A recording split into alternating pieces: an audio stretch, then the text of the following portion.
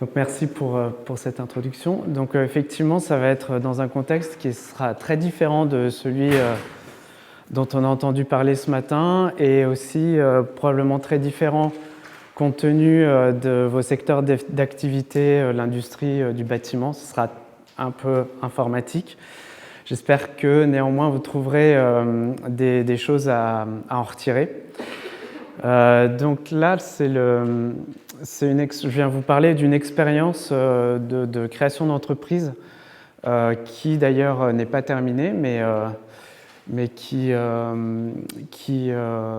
un peu en pause pour l'instant, puisqu'on n'arrivait pas à avoir un business model qui puisse fonctionner, donc je ne pouvais pas me payer tout simplement. Et donc le thème, ça va être la création d'un site internet avec des avocats. Est-ce que, en préambule, est-ce que vous savez quels sont les deux pays les plus consommateurs d'énergie électrique ou devinez peut-être? Ouais, la Chine, effectivement, en premier, et ensuite les États-Unis. Et en fait, le numérique mondial, donc l'Internet et toutes les infrastructures IT, consomment autant d'énergie que les États-Unis. Donc ce serait le troisième pays consommateur d'énergie. Et ça, c'est une chose qui m'a frappé quand j'ai recherché un petit peu dans ce qu'était l'éco-conception. Parce que souvent, on pense à l'informatique dans les nuages, on pense même aux serverless architectures, ou des choses comme ça. C'est un peu comme si c'était évanescent, comme si ça n'avait pas vraiment d'existence, alors que tout ça, c'est des millions de serveurs qui consomment beaucoup, beaucoup d'énergie et qu'il faut construire et qu'il faut recycler aussi. Donc là, en fait, oui, j'ai fait une copyright de Gary Cook qui avait été le premier en 2014. Alors là, ce qui est intéressant, c'est que cette présentation, je l'avais faite en 2017. Et donc depuis, à l'époque, c'était le 6e pays. Et là, maintenant, on en est déjà au 3e. Et c'est en progression de 9% par an. Donc le plan, je vais vous expliquer le contexte du projet. Comment en fait on a eu cette idée, comment ça s'est construit. Ensuite, la situation au début du développement et les problèmes qu'on rencontrait. Ensuite, donc l'impact écologique du site. Et puis, on verra comment, en faisant du Kaizen, j'ai pu améliorer l'intégration du mail dans le site. Et enfin, une petite conclusion. Donc en fait, le début, c'était une rencontre donc entre deux avocats qui étaient des amis, qui ne trouvaient pas de logiciel de gestion, de dossiers juridiques qui les satisfassent. Et donc je les voyais régulièrement, puisqu'à l'époque je travaillais chez Orange et eux, ils avaient leur cabinet juste à côté. On se voyait régulièrement au repas et ils me demandaient si on pouvait développer un logiciel. Donc moi, à chaque fois, je leur disais, bah oui, mais c'est compliqué, ça demande du temps, de l'implication, et il faut un cadre pour faire ça. Un jour, Antoine me prend par la main et me dit, bah écoute, viens voir. Il m'amène dans son cabinet et il montre un écran de Cleos, qui était son logiciel de gestion de l'époque. Et il compte en fait tous les contrôles qu'il avait sur son écran. Et on a compté 42 contrôles. Donc des contrôles, c'est des boutons, des menus déroulants, ce genre de choses. Et il me dit, bah, tu vois, en fait, les avocats, c'est des gens qui ont des profils littéraires. Moi, j'ai un profil littéraire. Et moi, si j'ai plus de 5 contrôles sur l'écran, je ne sais plus ce que je dois faire. Donc déjà, l'approche m'avait plu en tant que praticien Lean chez Orange, de fait d'objectiver la complexité dont il me parlait régulièrement. Et puis, deuxièmement, il me parlait d'éco-conception. Alors ça, c'est par contre un terme, c'était en 2015 du coup, que je ne connaissais pas. Donc je me disais, tiens, pourquoi pas, pour moi, c'était pas vraiment un problème au niveau de l'informatique, mais Donc le contexte, c'était celui-ci. Il y avait deux parties qu'on voit à droite et à gauche. Donc moi, une des premières choses que je lui ai demandé, c'est OK, est-ce que tu penses que votre problème, il peut se partager avec d'autres avocats? Donc du coup, d'un côté, j'ai fait des interviews utilisateurs en Lean Startup, je ne sais pas si vous connaissez. C'est une méthodologie pour essayer de trouver et de faire des pivots le plus rapidement possible pour quand on crée une entreprise de ne pas perdre trop de temps à pivoter et du coup à être à court de finances. Sauf que le terme Lean Startup, il y a pas mal de gens qui disent attention, c'est pas du Lean. Donc voilà, ce préambule. C'était un bon moyen d'aller voir les avocats. Donc là, le point commun, c'est de faire du Gemba. Donc je suis allé voir 18 avocats et puis je leur ai posé deux questions. Est-ce que vous avez une application de gestion de dossiers numériques? Et est-ce que vous êtes satisfait ou est-ce que vous souffrez du tri de vos emails?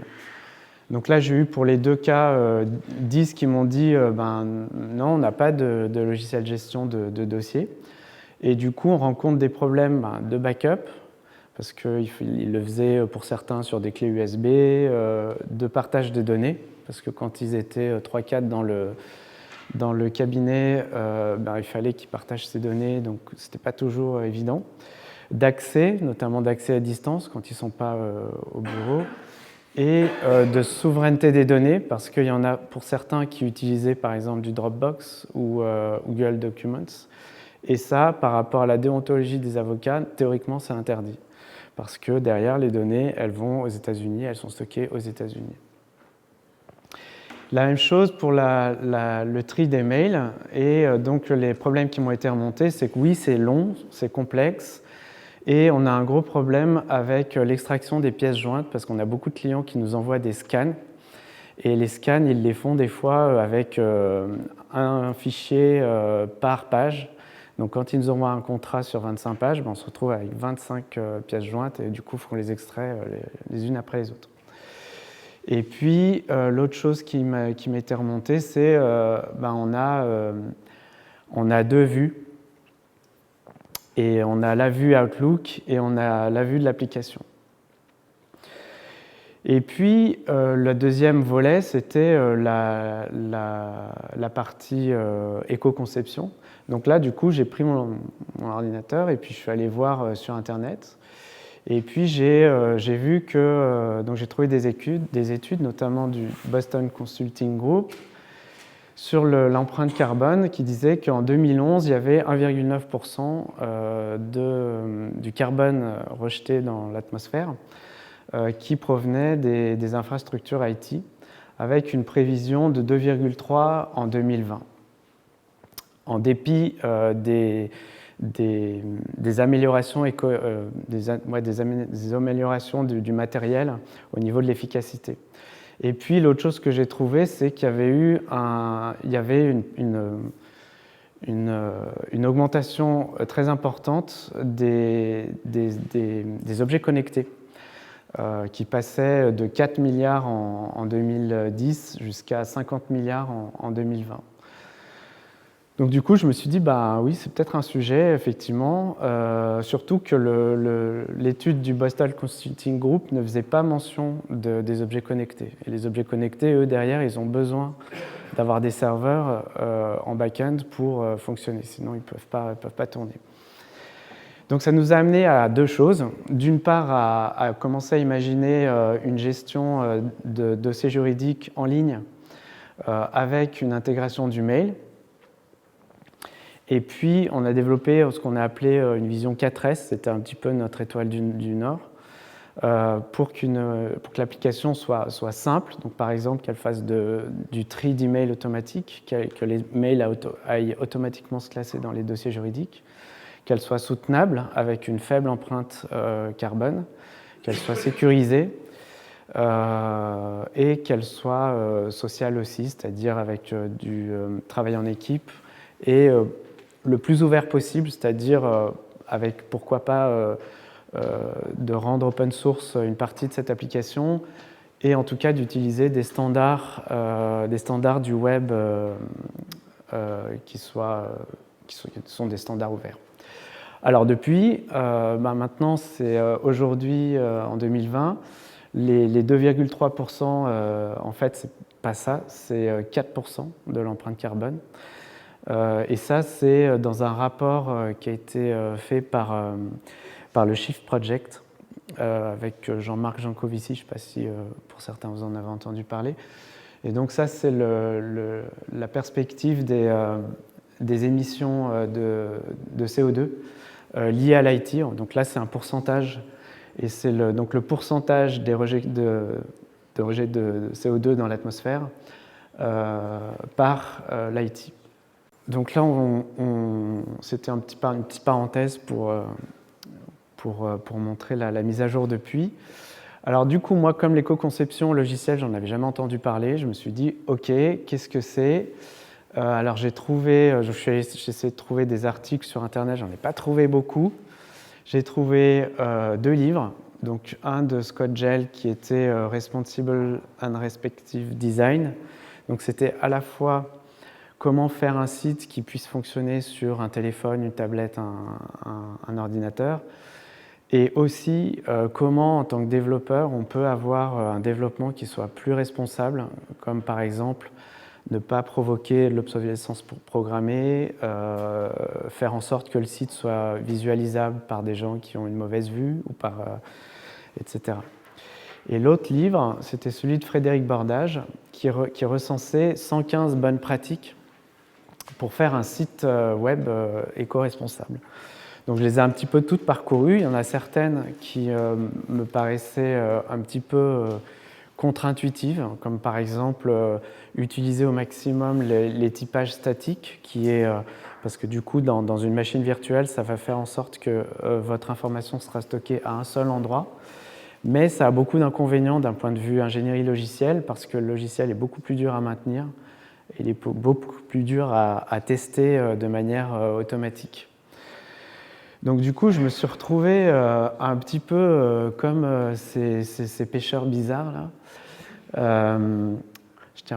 Les poissons, je crois, n'ont pas été blessés, je préfère préciser, parce qu'il y a une fille qui était inquiète du sort des poissons une fois quand je lui ai montré. Donc les poissons n'ont pas été blessés, je pense. Et donc moi, je me suis retrouvé avec ces 115 mesures pour faire un site web éco-responsable, mais sauf que je ne savais pas laquelle prendre en premier. Je me demandais quel problème adresser en premier. Je me demandais aussi, d'un point de vue ligne, quel serait le bénéfice pour l'utilisateur.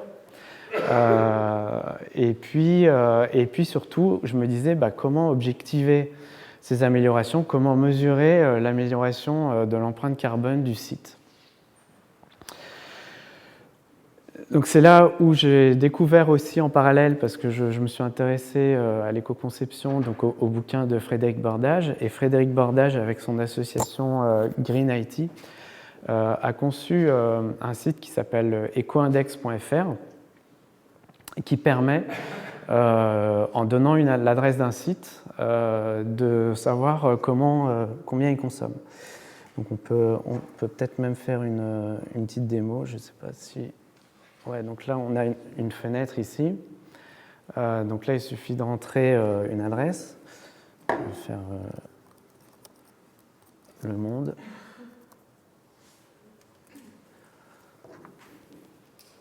Donc ensuite, on demande l'analyse.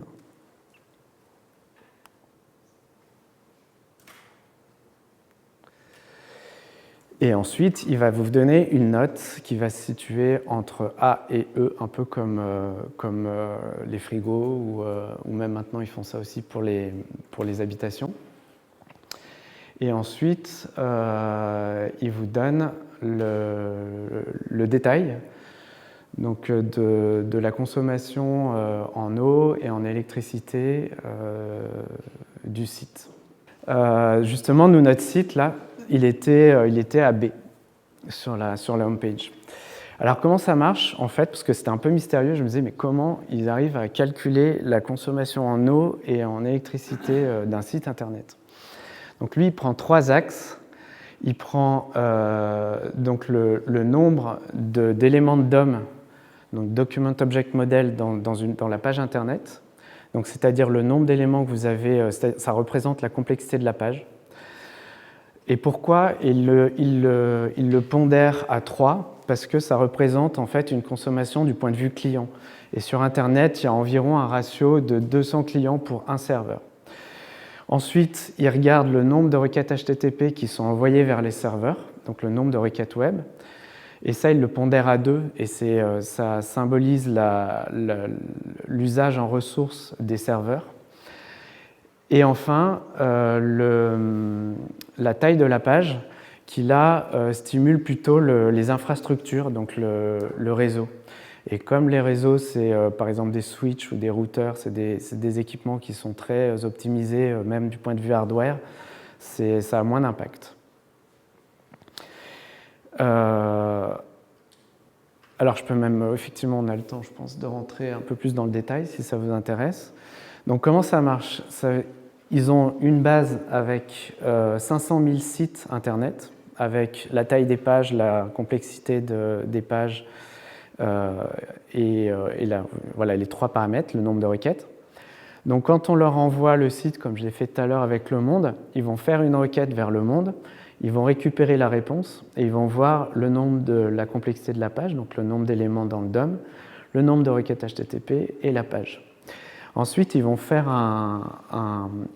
des 20 tiles, enfin 20 quantiles, et ils vont regarder où se situe chacun des paramètres dans les 20 tiles des statistiques de tous les sites qui sont dans l'archive.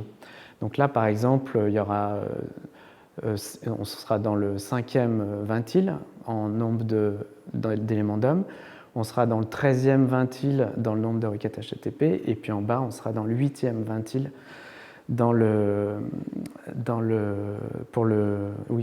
pour la taille de la page. Ensuite, tout simplement, c'est une moyenne pondérée, donc 3 fois le nombre de DOM, plus 2 fois le nombre de requêtes HTTP, et puis plus 8 fois 1 la taille. Et tout ça, on divise par 6, 3 plus 2 plus 1. Et on multiplie par 5, parce que comme c'est des 20 tiles, ça nous remet quelque chose en centiles.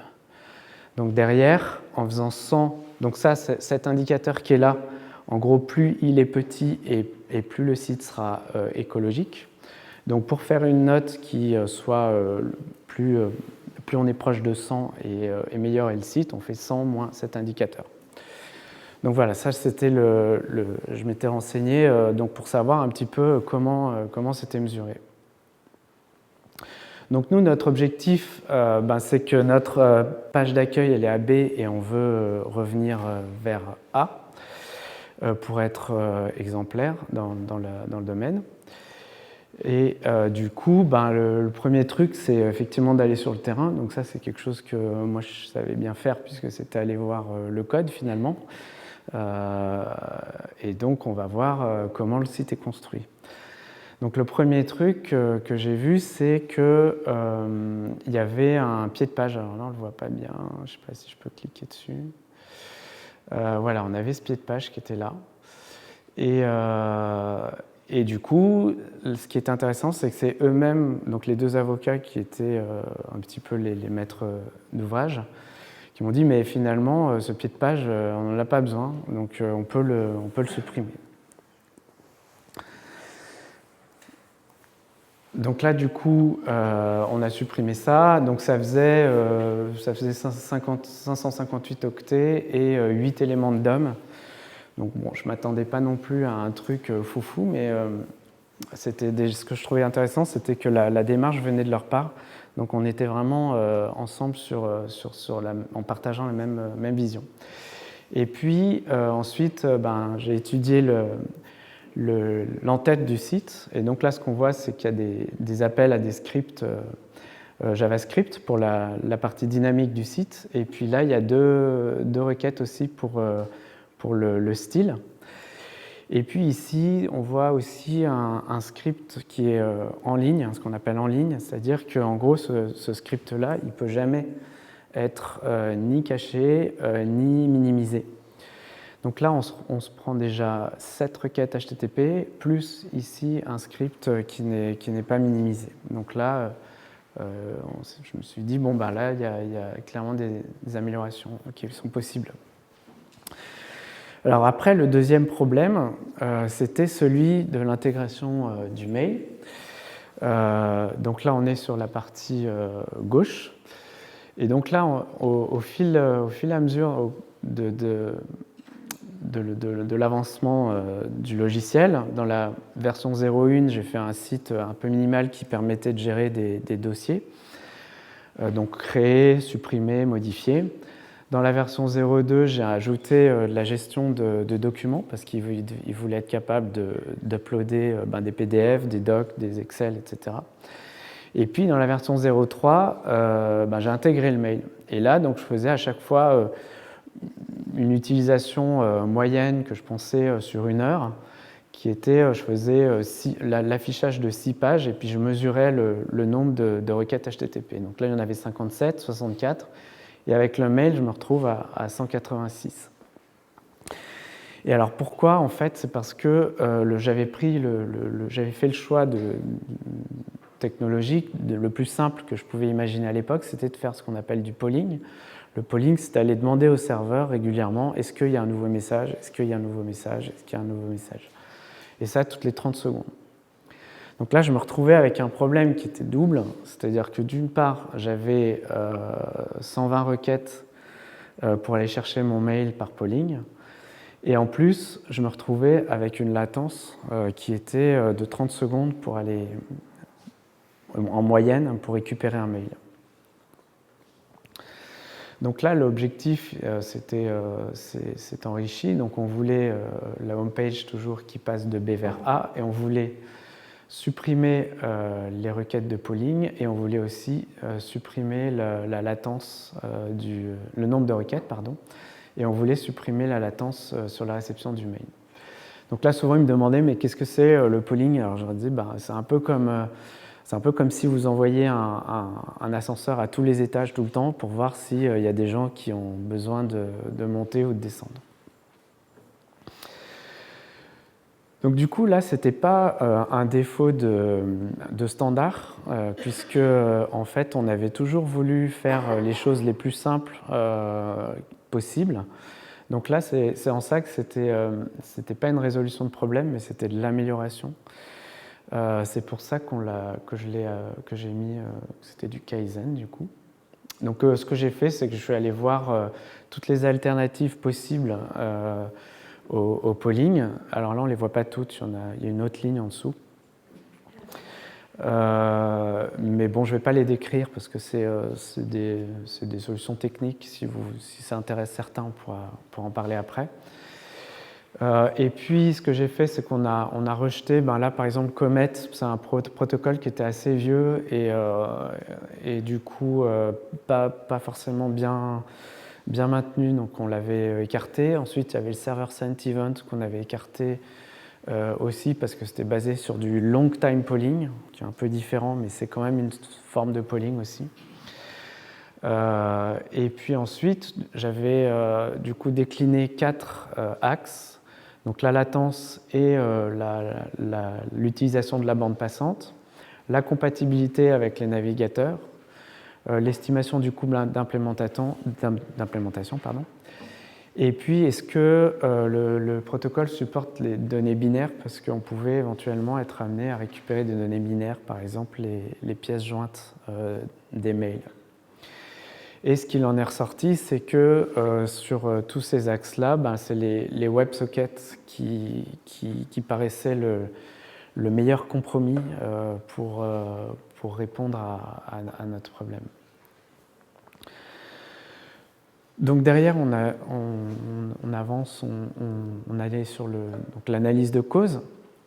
Donc du coup, la latence de 30 secondes, elle avait lieu parce qu'on avait un polling sur le serveur, donc avec côté client, mais on avait aussi un polling qui se passait en back-end, parce que derrière, on avait un module qui allait chercher les emails et qui se connectait au serveur mail, et lui aussi faisait du polling en IMAP toutes les 30 secondes. Donc comme on avait 30 secondes ici et 30 secondes ici, en moyenne, ça nous faisait les 30 secondes de latence. Par ailleurs, on avait vu tout à l'heure brièvement qu'il y avait 10 librairies qui étaient chargées, donc ça faisait 10 requêtes qui partaient vers le serveur, que le JavaScript en ligne n'était jamais minifié ni caché, que le footer n'était plus nécessaire et que les pages de style n'étaient pas minifiées non plus. Donc derrière, on a pris des actions correctrices. Donc la suppression du page footer a eu, donc là, à chaque fois, je décline sur les 3 axes de mesure de EcoIndex, donc le nombre de DOM à gauche, le nombre de requêtes HTTP au milieu, et puis la taille de la page. Et la dernière colonne qu'on ne voit pas bien, c'est le gain en latence de chargement. Donc la suppression du footer, ça n'a effectivement pas eu beaucoup d'impact, c'est-à-dire que ça a fait moins 8% sur le DOM et moins 1% sur la taille de la page. Ensuite, on a utilisé Webpack, qui est un outil pour packager toutes les librairies JavaScript, ce qui a eu là pour l'effet de faire moins 37% sur le nombre de requêtes HTTP. Ensuite, on a supprimé le JavaScript en ligne et on l'a intégré dans toutes les librairies, donc ça a diminué aussi de 20%. La suppression du polling email, ça a divisé la bande passante par 10. Et enfin, le CSS qui n'était pas minifié, ça a diminué de 34% la taille de la page. Alors, toutes ces mesures-là, en fait, c'était des mesures que je prenais à chaque fois que je faisais la modification, donc avant et après l'implémentation. Mais ce qui ne donnait pas forcément une idée intégrée avec tout le reste du développement, parce qu'en parallèle, on continuait d'ajouter des fonctionnalités. Du coup, il a fallu qu'on aille vérifier un petit peu si c'était aussi exceptionnel que ça. Et donc là, les résultats étaient un petit peu moins réjouissants. Alors là, en fait, la courbe bleue, c'est le nombre de requêtes HTTP, la courbe verte, c'est l'utilisation de la bande passante, et les pointillés, c'est ce que ça aurait été si on n'avait pas fait les améliorations qu'on a vues, les contre-mesures qu'on a vues avant. Donc globalement, on voit sur la courbe verte qu'on a diminué la bande passante et on a diminué le nombre de requêtes HTTP tout en ajoutant des fonctionnalités. Donc ça, c'était plutôt une bonne nouvelle. La page d'accueil du site était passée à A. Et on n'avait plus de latence email. Par contre, on avait des vieux navigateurs qui ne supportent pas les WebSockets, donc il faut qu'on utilise une sorte de fallback, un complément qu'il faut du coup implémenter. Et puis, globalement, si on reprend les statistiques de baisse qu'on a ici et qu'on fait le ratio avec l'EcoIndex sur la bande passante et donc la taille des pages et le nombre de requêtes HTTP, on s'aperçoit qu'on arrive à un gain d'à peu près 20% sur l'EcoIndex. Donc, du coup, dans la partie intégration de ces contre-mesures dans notre processus, bien, on a abandonné le footer. On a ajouté ce qu'on appelle un build front-end, c'est-à-dire une construction logicielle, une usine logicielle pour le front, c'est-à-dire la partie HTML et client. On a du coup une vérification des emails qui se fait de manière événementielle avec les WebSockets. Et en back-end, je ne l'ai pas mentionné, mais c'était en utilisant une une instruction IMAP qui s'appelle idle et qui permet de se connecter au serveur mail et de ne pas être dérangé tant que, en gros, il n'y a pas soit de nouveaux mails, soit de suppression de mails. Et puis, on a essayé aussi de partager ce qu'on avait fait donc, en publiant des articles sur un blog qui s'appelle barverte.fr. Et puis, on a fait plusieurs sessions, je ne les ai pas toutes mises là, dont celle-ci.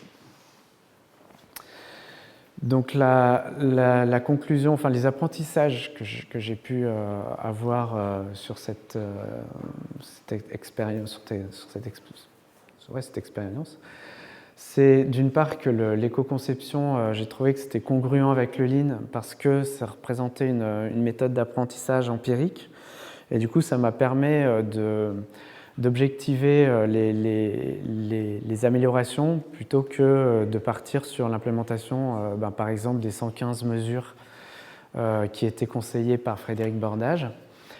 Et par ailleurs, de maximiser l'utilisation des ressources en rendant le même service, voire même en améliorant le service, puisque comme le site est plus léger, il se charge plus rapidement, donc l'expérience utilisateur est améliorée.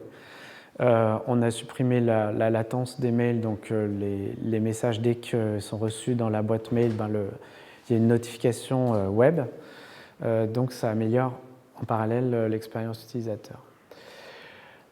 Dans une conférence où je suis allé, où il y avait beaucoup d'artisans logiciels, en fait, on m'a tout de suite dit mais c'est pas un problème d'éco-conception, c'est un problème d'optimisation.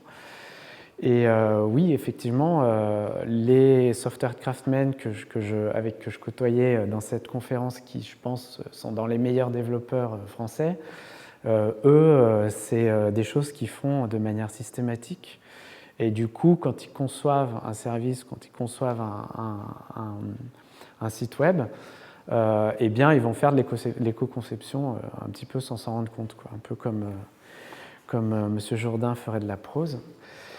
En revanche, l'éco-conception n'implique pas une excellence opérationnelle parce qu'il peut être dogmatique. Par exemple, le typage statique que préconisait Frédéric Bordage dans ses 115 mesures, ok, il va peut-être améliorer l'utilisation des ressources de manière sans doute discutable. Enfin, je ne suis pas sûr qu'il y ait un énorme impact d'un point de vue consommation d'énergie. En revanche, il va faire en sorte que faire évoluer le site va demander beaucoup plus de ressources et du coup, d'une certaine manière, ça ne sera pas écologique puisqu'on va devoir faire travailler des humains beaucoup plus que nécessaire pour continuer d'ajouter des fonctionnalités. Et troisièmement, on m'a dit, ben oui, mais du coup, alors il y en a qui m'ont dit pour moi, l'éco-conception, c'est l'UX, donc l'amélioration de l'expérience utilisateur. Il y en a d'autres qui m'ont dit, bah non, c'est de l'optimisation. Il y en a encore d'autres qui m'ont dit, c'est du marketing finalement. Et en fait, ce que j'ai trouvé, c'est que c'était justement une approche transdiscipline qui permet à la fois d'améliorer la satisfaction des utilisateurs en améliorant leur expérience, en diminuant ses charges d'exploitation, parce que bien sûr, un logiciel qui est plus performant va faire qu'il va avoir une utilisation moindre des serveurs. Donc par exemple, si on a un gain de 30%, si on a 10 serveurs, on pourra en mettre plus que 7 pour remplir le même service. Ça permet de gagner des parts de marché en permettant à plus d'utilisateurs d'utiliser les services, puisqu'on va essayer d'ouvrir le service rendu à différents devices et aussi à différentes personnes, par exemple, qui ont des problèmes de vision ou autres. Ça permet aussi d'avoir une responsabilité sociétale d'entreprise et du coup d'avoir des collaborateurs qui sont fiers de ce qu'ils font et qui partagent une vision. Et puis ça permet aussi de mettre l'argument de développement durable auprès du commerce et des utilisateurs. Donc là, en fait, c'était un A3. Je pense que comme vous êtes tous des pratiques en ligne expérimentés, vous l'aviez reconnu. Et donc voilà, c'était le A3 que j'ai pu faire sur ce développement logiciel, et puis des références. Voilà. Merci pour votre attention.